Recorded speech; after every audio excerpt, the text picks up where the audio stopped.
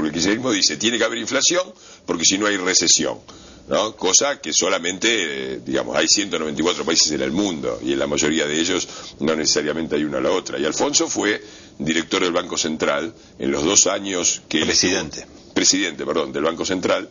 En los 2 años que él estuvo a cargo de la presidencia del banco, la inflación bajó del 40% al 4%, sin recesión. Es cierto que fueron circunstancias particulares, pero lo que digo es que tenemos propuestas, tenemos equipos, hemos publicado un libro... Eran circunstancias particulares porque la economía tenía en aquel entonces todavía capacidad ociosa que hacía que sí, pero también, tal vez algunas cosas no lleguen a precios. Sin duda, pero también es cierto que había muchos que decían que había que llevar el dólar a 20 o que el dólar se iba a ir a 20, y también había un grupo muy fuerte del Fondo Monetario Internacional que proponía recetas de tipo recesiva.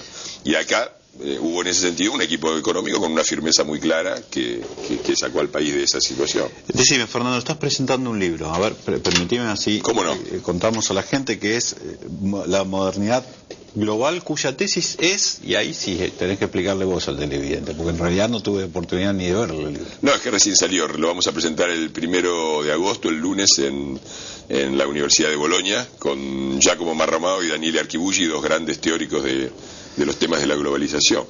Y la tesis es bastante sencilla. Si lo tuviera que resumir en un minuto, diría, la globalización es un proceso muy antiguo. Empieza cuando una pequeña tribu de homínidos, de simios, abandonó el África natal y se dispersó por todo el planeta hasta conquistarlo. Pero también es cierto que en las últimas décadas ha sucedido un cambio radical, profundo. Es un proceso irreversible, además. Sin duda, porque tiene una base sobre todo tecnológica. Mi tesis en el libro es que es irreversible a menos de sucesos catastróficos. Puede haber una catástrofe, como fue la Segunda Guerra Mundial, que dio marcha atrás con muchos procesos globalizantes que ya existían. Pero si la situación no se desmadra, la globalización es irreversible. Y lo que hace el libro es tratar de analizar este nuevo escenario. Es decir, la metáfora central es la revolución copernicana. Es decir, antes, recordás Ptolomeo y Copérnico, ¿no? La Tierra era el centro del universo y el universo giraba alrededor de la Tierra, y después viene Ptolomeo y dice, no, en realidad el Sol, la teoría heliocéntrica... Nosotros somos uno más dando vuelta alrededor del Sol. Exactamente. Eso es para mí lo que está sucediendo a nivel, en la dialéctica entre la nación, entre los estados nacionales y el mundo. En el mundo en el que nosotros nacimos, el Estado nacional, la cultura nacional, la economía nacional, la política nacional, la identidad nacional eran el centro del universo, y el mundo era algo que pasaba alrededor, con ciertas consecuencias, pero secundario. Hoy es al revés. Los grandes fenómenos globales, los grandes procesos globales, las crisis financieras, el cambio climático, para nombrar solo los negativos, la proliferación nuclear, pero también el crecimiento de la tecnología, toda esta ola de crecimiento de los países de desarrollo intermedio, los BRIC, es decir, todos esos procesos globales son el centro determinativo de nuestra vida y de nuestra existencia.